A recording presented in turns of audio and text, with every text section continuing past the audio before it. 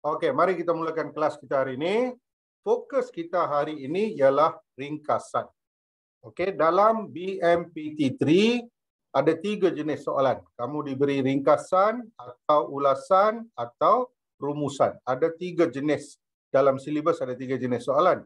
Tapi dalam peperiksaan keluar 2 saja. Sama ada ringkasan dan ulasan, ataupun ringkasan dan rumusan, ataupun ulasan dan rumusan. Okay, kebanyakan pelajar berpandangan bahawa ringkasan ni paling senang.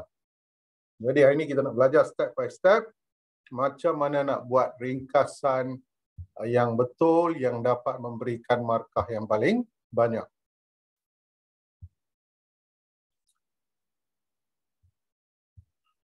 Kamu kena tahu ketika hurai isi karangan, saya ajar kamu teknik prep. Prep bermaksud point, reason, example, peribahasa, and point again. Okay, ada point, ada reasons, ada example, peribahasa, and point again. Point ialah isi. Reason maknanya huraian. Example, contoh. Peribahasa boleh simpulan bahasa, pendapat tokoh, apa jualah yang nak menghiasi karangan kamu dengan lebih baik. Dan point again ialah penegasan isi. Biasanya kita tulis sebagai ayat terakhir dalam perenggan isi, point again. Ini untuk karangan. Ingat, yang ini untuk karangan, isi karangan. Perenggan karangan kita buat macam ni. Perenggan yang diberi kepada kamu dalam petikan ringkasan pun lebih kurang sama juga. Dia bagi perenggan yang ada isi, huraian, contoh, peribahasa dan juga kadang-kadang penegasan isi. Penegasan isi maknanya isi itu sengaja diulangi sekali lagi. Jadi kamu kena sensitif pada semua aspek ini. Ini untuk karangan. Untuk ringkasan pula, apabila sampai ringkasan, kamu kena ambil hanya isi. Ambil point saja ataupun ambil isi saja.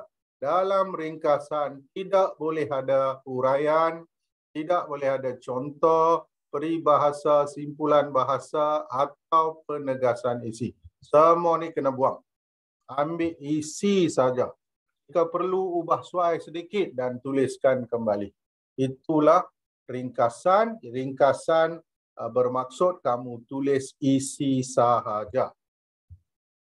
Okey, kita nak buat ringkasan hari ini tentang daun kari. Daun kari, curry leaves, banyak khasiatnya. Jadi, petikan kita hari ini tentang daun kari dan kamu kena faham ketika buat ringkasan BMPT3, tolong ingat inilah peruntukannya. Nombor 1, kamu tulis 5 isi cukuplah. Nak tulis 6 atau 7 isi pun boleh. Tapi jangan lebih 100 patah perkataan. Patah perkataan seriuslah. Mesti kurang. Dan saya tak yakin kamu ada masalah untuk tulis kurang daripada 100 patah perkataan. Sebab kalau kamu tulis 5 ayat, setiap ayat ada dekat 20 patah perkataan. It's more than enough. More than enough. Okay? So you don't need to worry about that. Dan jangan tulis huraian. Contoh peribahasa saya dah nyatakan tadi, jangan tulis semua ni. Dan tidak perlu pengenalan kesimpulan. Rumusan, go straight to the point. Antara faedah bersenam ialah go straight to the point. Antara cara menjaga kesihatan ialah terus kepada point, tak ada pengenalan dan tak perlu ayat terakhir sebagai kesimpulan. Tak perlu. Okay, itu semua lebih sesuai untuk rumusan. Tak perlu untuk ringkasan. Jangan tulis idea sendiri. Ya, idea sendiri ini untuk ulasan. Okey, untuk ulasan, kamu guna idea sendiri sebagai isi-isi tersirat. Itu hanya untuk ulasan. Okey, ulasan ada 2. Ada tersurat dan tersirat. Tersurat maknanya isi yang sudah diberi dalam poster ataupun dalam petikan. Dan tersirat ialah idea kamu sendiri. Dianggap sebagai isi tersirat, idea sendiri. Jawapan boleh ditulis dalam 1 perenggan saja, 1 perenggan cukup. The whole ringkasan is just in 1 paragraph. Okay? So itulah latihan ringkasan yang penting, yang perlu dikenali oleh pelajar-pelajar tingkatan 1, 2 dan 3. Tugas kamu ialah baca petikan itu, gariskan isi-isi penting dan senaraikan dalam satu perenggan. Ingat, jangan lebih 100 patah perkataan. Sir, Ya, isi karangan boleh tukar ayat aktif atau ayat pasif tak? boleh digalakkan. Kamu boleh tukar ayat aktif kepada ayat pasif, tak ada masalah, digalakkan, tak apa. Kamu boleh buat perubahan-perubahan kecil.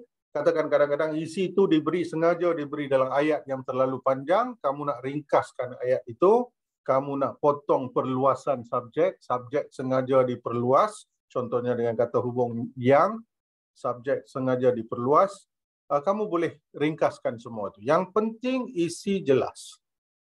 Isi yang ditulis itu amat jelas dalam jawapan yang diberi. Okey, siapa ada soalan lain tentang ringkasan?